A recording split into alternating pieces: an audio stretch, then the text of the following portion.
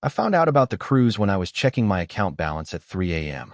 I couldn't sleep, lying awake thinking about the quarterly report due in the morning. That's when I saw it. $55,000 gone.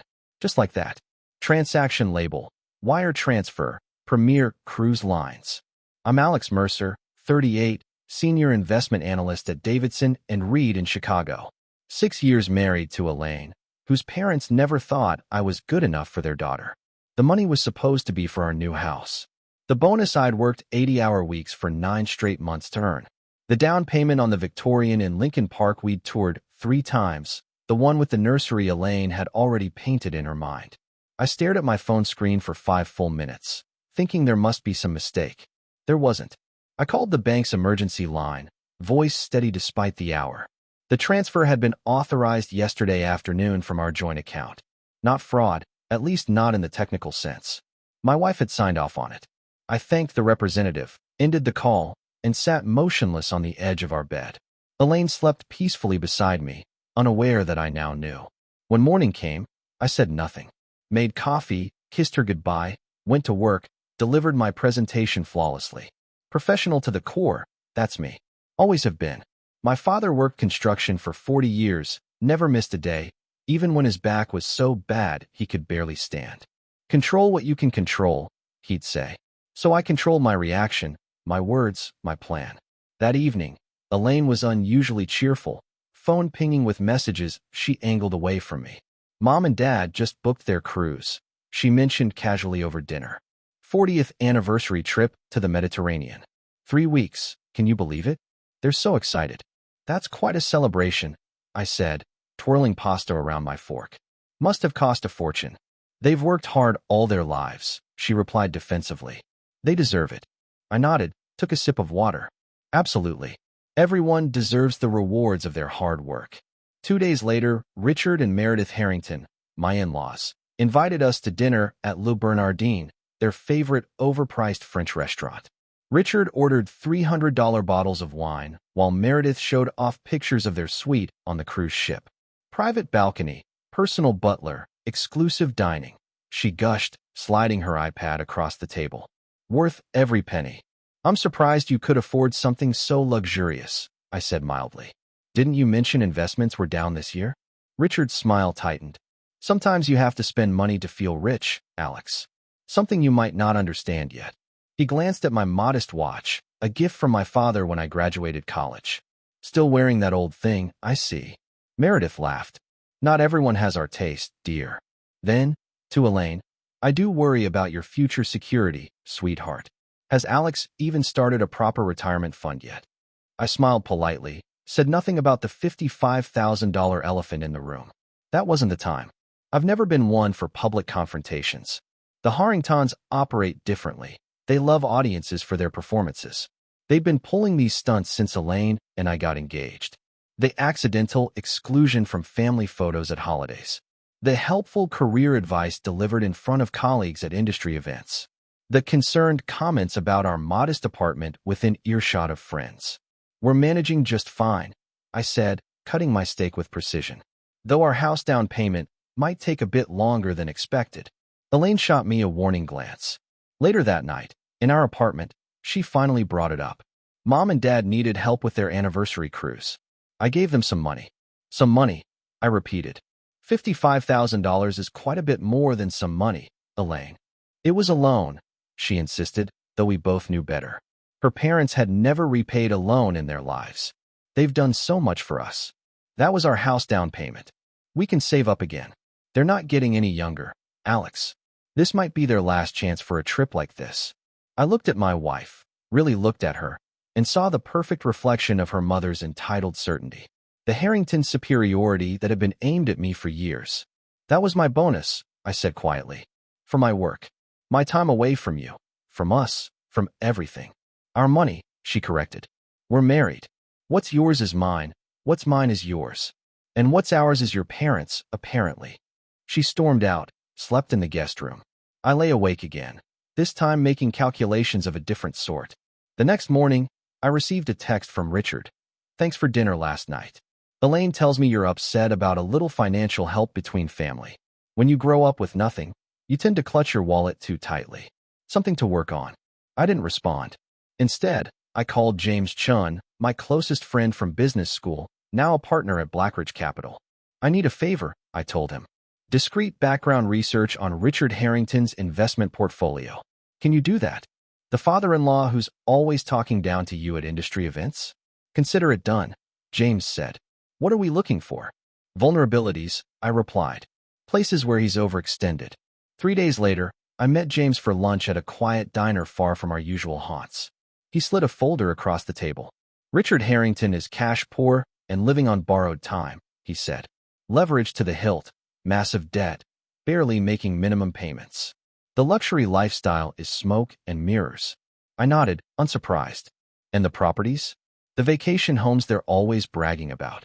Second mortgage on the main house. The Aspen property is in pre-foreclosure, and the Florida condo isn't even theirs. It's a timeshare they overrepresent. They're about 3 months from financial collapse unless something changes. I studied the documents, forming the outline of a plan. What about Harrington Medical Supply? I thought that was doing well. James shook his head. It's their only functioning asset, but Medicare changed reimbursement rules last quarter. They're hemorrhaging cash. Richard's looking for buyers quietly, but word's gotten out about their financial situation. No serious offers. I thanked James, took the folder, and made a few calls that afternoon. The first was to Marcus Devereaux at Stone River Investments, a firm specializing in distressed medical equipment companies. The second was to my old professor from Northwestern, Lucas Grant, now running compliance for the state medical board. The third was to my bank. A week passed.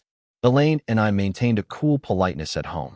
She mentioned her parents often, their excitement about the cruise, how grateful they were. I nodded, smiled, said all the right things. At night, I researched Mediterranean ports, shipping regulations, customs procedures. I composed careful emails, made more discreet calls, transferred funds from my personal account. One Elaine didn't know existed, where I'd been setting aside money since the first time Richard had borrowed from us 3 years ago. 2 weeks before the Harringtons' departure date, I ran into Richard at his club, not a coincidence, as I'd learned his Thursday golf schedule from Elaine's calendar. He was holding court with 3 associates, all nodding deferentially at whatever wisdom he was dispensing. Alex, he called out, clearly surprised to see me there. Didn't know you were a member. Just joined, I said pleasantly. Business necessity. Must be doing better than I thought, he said with a small laugh. Annual dues here aren't cheap. Good investments pay off, I replied. One of his companions nodded approvingly. Speaking of investments, Richard lowered his voice, pulled me aside. I might have an opportunity for you. Strictly confidential, of course. Looking to unload Harrington Medical before our trip. Market conditions, you understand. I might know someone interested, I said. Let me make a call. His eyebrows shot up. Really? That would be helpful. The next day, Marcus Devereaux contacted Richard with an offer for Harrington Medical Supply. $2.8 million, all cash, closing before their cruise. Less than the company was worth, but far more than Richard could hope for given his desperate timeline and the industry rumors James had quietly amplified through back channels. Richard accepted immediately. The Harringtons invited us to dinner again, this time at their home. Meredith was effusive. We're so excited about the cruise now that these business matters are settled, she gushed. And we've decided to book the Royal Suite. It opened up last minute. Only $15,000 more for 3 weeks of absolute luxury. Sounds wonderful, I said, raising my glass. To new beginnings. Richard smiled, more relaxed than I'd ever seen him. Indeed. And Alex, I may have underestimated you. That introduction to Devereaux was, well, I'm grateful. Happy to help family. I replied, the words tasting strange on my tongue. The sale closed 3 days before their departure. Money wired, documents signed, champagne toasts all around. Richard even clapped me on the shoulder, called me son for the first time. Meredith kissed my cheek, whispered, I knew Elaine chose well, as if she hadn't spent 6 years suggesting the opposite. Elaine was radiant, believing this meant a new chapter in my relationship with her parents. See? Everything worked out, she said that night. They respect you now. I nodded. It seems that way. The morning of their cruise departure, we drove them to the airport. Meredith fussed over Elaine. Richard shook my hand firmly. We'll bring you both something special, he promised. And when we get back, We'll talk about helping with that house down payment. Family should support each other. Safe travels, I said, watching them walk through security, designer luggage rolling behind them. 3 days later, while the Harringtons were somewhere in the Mediterranean, Marcus Devereaux announced a complete restructuring of Harrington Medical Supply. The company name was changed, the business model overhauled. Stock plummeted for the parent company, Stone River. Investors panicked. For days after that, the state medical board, prompted by an anonymous tip from Professor Grant's office, launched an investigation into Medicare billing practices at Harrington Medical during Richard's ownership. Nothing would come of it ultimately. I'd made sure the evidence was suggestive but inconclusive, but the announcement alone was enough to tank Stone River's stock further.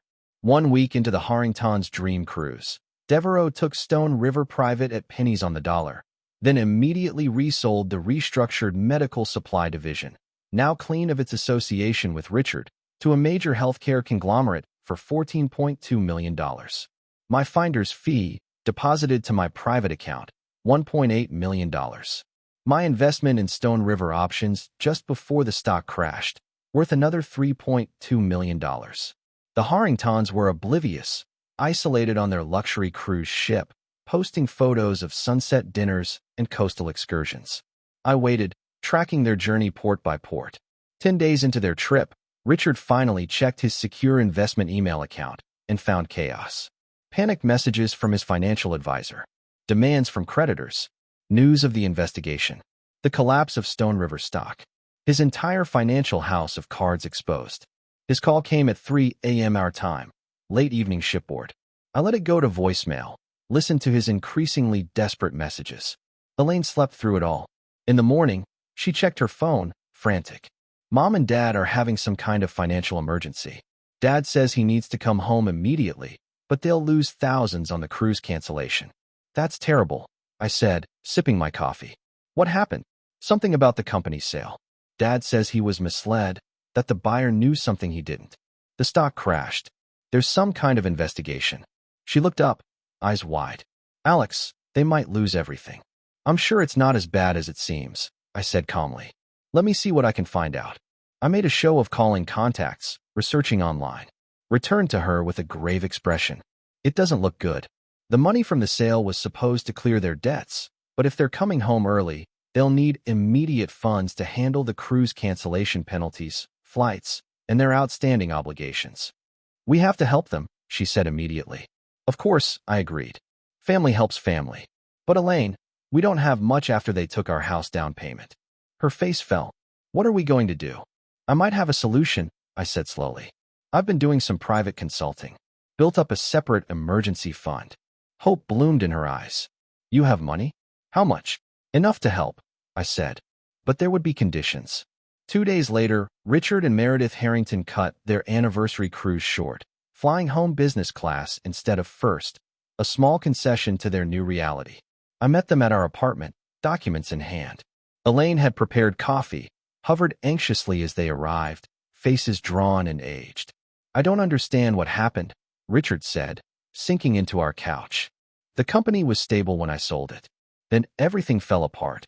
Market volatility, I suggested mildly. Unfortunate timing. We're ruined, Meredith whispered. The house, the investments, everything. Not necessarily, I said, opening my folder. I've prepared some options. Richard looked up sharply. Options? What are you talking about? I can provide bridge financing to cover your immediate needs, I explained. Enough to prevent foreclosure and handle the most pressing debts. You? Meredith asked incredulously. Where would you get that kind of money? I've been more successful than perhaps you realized, I said. But as I explained to Elaine, there would be conditions. Richard straightened, some of his old arrogance returning. What conditions? I slid the documents across the coffee table. First, you'll repay the $55,000 you took for the cruise, with interest, from whatever assets remain. Second, you'll sign over power of attorney for your financial affairs to me until all debts are settled. Third, you'll sign this contract acknowledging the loan and its terms, including the repayment schedule. This is absurd, Richard sputtered. We're family.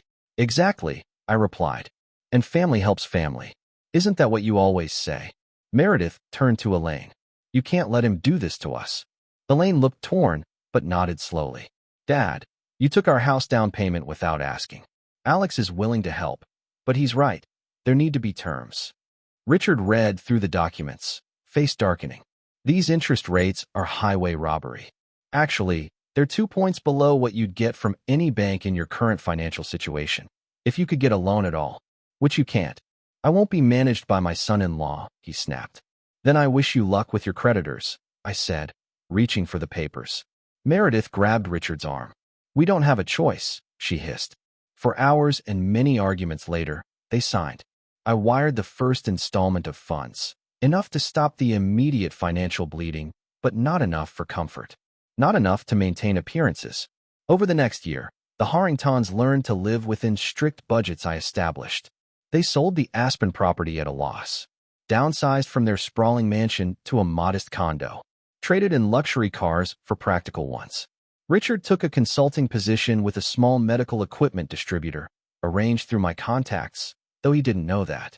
Meredith learned to shop sales instead of designer boutiques. Each month, they made payments toward the $55,000 they'd taken, plus the emergency funds I provided. Each month, I reviewed their expenses, approved or denied special requests, maintained absolute control over their financial life. They hated it, hated me, but they had no choice. Elaine struggled with the new dynamic at first, caught between loyalty to her parents and the growing realization of how they'd used us.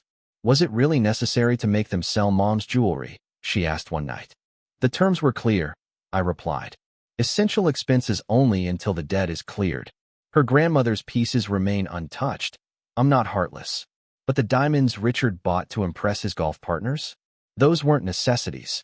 Gradually, Elaine saw her parents' true nature revealed as their facade crumbled. The casual cruelty when they could no longer hide behind wealth. The blame they placed on everyone but themselves. The manipulations they attempted, even now. One evening, 18 months after the failed cruise, we hosted dinner at our new home, a beautiful Victorian in Lincoln Park, purchased with the profits from my private investments. Nothing flashy, just solid and well-appointed, like my father would have appreciated.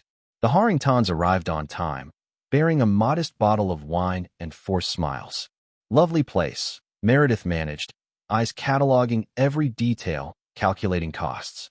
We're very happy with it, I said, especially the nursery. Their eyes widened as Elaine placed a hand on her stomach. 12 weeks along, she announced. We wanted you to be the first to know. Celebration followed, seemingly genuine. After dinner, while Elaine showed her mother the nursery plans, Richard cornered me in the kitchen. I know what you did, he said quietly. With Harrington Medical. The timing was too perfect. I rinsed a wine glass carefully before responding. I have no idea what you mean. Somehow, you knew the Medicare changes would tank the company. You found a buyer who could weather the storm, then resell at a profit. You must have made a fortune on the deal. I dried my hands on a towel. Interesting theory. Was all this just revenge for the cruise money? He asked. Because if so, point taken. You've more than made your point. It wasn't about revenge, Richard, I said, meeting his eyes. It was about consequences. About respect. You took what was mine, what I worked for, without a second thought. You mocked me for years, made me feel small in my own family. This was simply the market correcting itself. So what happens now? He asked. You've got your pound of flesh. Now you finish paying back what you owe, every penny. You treat your daughter with the respect she deserves. You acknowledge that her choice of husband wasn't the disaster you predicted. And when your grandchild is born, you be the kind of grandparents who build up, not tear down. He stared at me for a long moment. And if we do all that, then we start fresh. Family helping family, the way it should have been from the beginning. Later that night, after they'd gone, Elaine asked me, do you think they've really changed? I put my hand on her stomach, felt the slight swell there. I think they're learning that true wealth isn't about cruise ships and country clubs. It's about what we're building here. She leaned against me. When did you get so wise? I had a good teacher, I said, thinking of my father. Control what you can control. And I had. The final payment from the Harringtons arrived 6 months later, the day our daughter was born. With it came a note from Richard. Debt cleared. Lesson learned. Thank you for not giving up on us. We'd like to start again, if you'll let us. I folded the note, placed it in my daughter's memory box. Someday, when she's old enough, I'll tell her this story, not as a tale of revenge, but as a lesson about worth, about standing your ground, about the quiet power of playing the long game, about how sometimes the most satisfying victory isn't in destroying your opponents, but in forcing them to finally see you clearly. For now, though, I simply held my daughter, watched my wife sleep peacefully beside us, and felt rich beyond measure in all the ways that truly mattered.